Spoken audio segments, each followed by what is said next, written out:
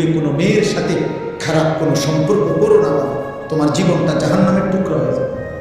ওই দেখে রে বেয়াদব দেখে, কাকে বলে? মানুষকে বলে না, ছাগলেরে বলে, কোনো খবর নেই, সে তার কাছে আছে। এই হলো গাদ্দার, এই হলো আহাম্মদদের। বললাম না আমি, এটা এই মোবাইলের প্রচন্ড আসক্ত যেগুলো, এদের ব্রেনে কোনো কাজ করে না, এরা প্রতিবন্ধী। হ্যাঁ, বাস্তবে এরা কোনো পাক নাফাক, ভদ্রতা, আখলাক, উচিত অনুচিত বুঝে। হের কত রানি হুজুর, তোর আব্বাও যদি বলে আমার মোবাইল ছাড়া জীবনে আমার আর কিছু নেই, আমার কোনো মা নাই, বাবা নাই, আমার কোনো আল্লাহ নাই, রাসূল নাই, আমার কোনো হুজুর নাই, আমার কোনো ইমাম নাই, আমার কোনো ধর্ম নাই, আমার কোনো ইসলাম নাই, আমার কোনো কোরআন নাই, আমার একটাই আমার মোবাইল। নারী, ছবি, উলঙ্গ দৃশ্য, জিনা, ব্যভিচার, অস্থিরতা, বেহায়াপনা, উল্লাস, মদ, জুয়া, এই জীবন, এই জীবন। বেঈমানের দিকে তাকায় থাকে, বেঈমানের ডিজাইন। মুসলমানের ঘরে জন্ম নিয়া 16 বছর বড় হইলি বেটা, মুসলমান মা বাবার ঘরে চুল রাখলি বেঈমানের মতো বেটা। কাপুরুষ বেটা তুই, বেটা থু, বেটা তোর কপালে, বেটা থুতু মারলাম তোর কপালে, বেটা তোর ওই বেঈমানের চুলে থুতু মারলাম, বেটা তোর বাপ তোকে শিখাইছে চুল রাখা, তোর মা শিখাইছে। তুই বড় দিয়ে হইলি মার ঘরে, মুসলমানের ঘরে, তো বেঈমানের মতো চুল রাখলি কেন বেটা? ওই বেঈমান তোর বাপ,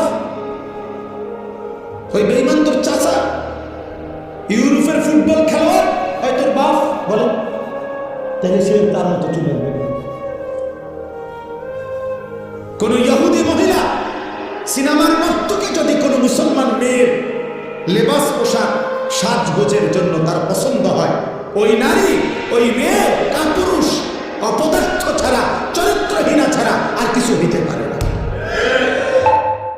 মেয়ে বেপরদা হওয়া মানে ওই শুধু গুনাহ করছে একজন। আমি একটা মিথ্যা কথা বলছি, এটা আমি বলছি। আমি একটা টাকা চুরি করছি, এটা আমি করছি। আমি কাউকে একটা গালি দিছি, এটা আমি দিছি, আমার পাপ। কিন্তু একটা মেয়ে বেপরদা হওয়া, একটা মহিলা বেপরদা হওয়া, একটা মেয়ে বিবাহ বহির্ভূত কোন ছেলেকে নিজের সাথে সম্পর্ক করা, একটা মহিলা এটা করা, এটা শুধু তার একটা পাপ না, এটা একটা সমাজ, একটা জাতি, একটা মহল্লা, একটা সংসার ধ্বংস করে। শুধুমাত্র সে নষ্ট হয় না, ছেলেটাকে নষ্ট করে দেয়, পুরুষটাকে নষ্ট করে দেয়। এই বংশটা আজীবনের জন্য কলঙ্কিত হয়। তাফসীরের মধ্যে লিখছে, পরবর্তী বংশধর পর্যন্ত এই কলঙ্ক বয়ে বেড়ায়। তোর বাবা অসৎ ছিল, তোর মা চরিত্রহীন, অথচ ওই বাচ্চা হয়তো পাপ করে নাই, কিন্তু ওই অসভ্য মা বাবার কারণে এই বাচ্চাটাও কি হয়, কলঙ্কিত, সাফা করতে হয়।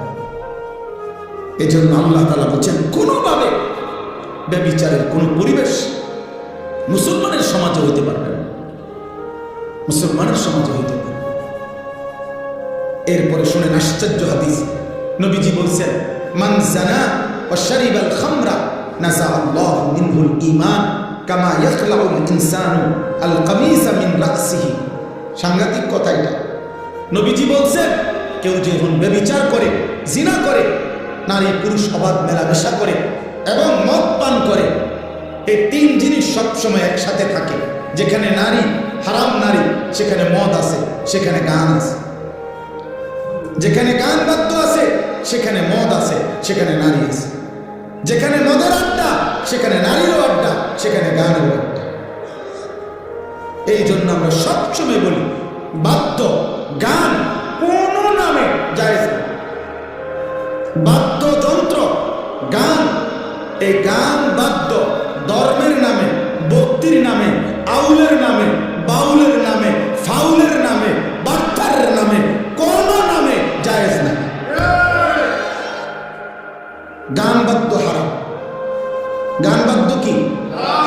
ধর্মের নামেও হারাম, অধর্মের নামেও হারাম। সিনেমাত গাইলেও হারাম, আবার ভক্তিমূলক গাইলেও হারাম। হারাম হারাম, সাফ কথা, হারাম। যেখানেই বাদ্য বাজে, খোদার কসম, সেখানেই শয়তানের আওয়াজ বাজে। এটাই হাদিস। না না, এটা হাদিস তো, এটা কোরআনের আয়াত। সাউতুশ শাইতান আল গিনা ওয়াল মাজামির। গান বাদ্য হলো শয়তানের আওয়াজ, শয়তানের আওয়াজ, শয়তানের আওয়াজ। হ্যাঁ, শয়তানের আওয়াজ। সাউন্ড বক্স, বিয়ে শাদীর মধ্যে যারা গান বাজায়, এই অসভ্য জোয়ান বুড়া, এগুলা সব হচ্ছে বেড়া বেড়ি হইতে লাউন হইলো মূল মাকসাদ। আর কিতা কিসের আখেরাত আর কি এর কি? বাজা বেড়া, ডেকসেট বাজা, তোরাও নাচ, বেড়া বেড়িও নাচ বেড়া। হ্যাঁ, কয় এত ফ্যান্ডেল আলগা করার এত টাইম কই বেড়ি বেড়িত বেড়িত খানা কদ্দুর এক লগে বইয়ে খাইয়া লাইব, এত তান টোয়াইও না চাই। হ্যাঁ, এন্তিকা কোম্পানি গজ্জ 20 মিনিটের রাস্তা, এত গাড়ি আলগা করার দরকার নাই। এক হাইয়েসের ভিতরে বেড়া বেড়ি সাপ দিয়ে বইয়ে লাও সবাই। আরে ফত কদ্দুর হুদা 20 মিনিটের রাস্তা, 20 মিনিটের গুণা না। আর কিতা এটা হালকা ফিডা দিব সামান্য, 20 মিনিটের গুণায় আর ফিডাটাই কিতা।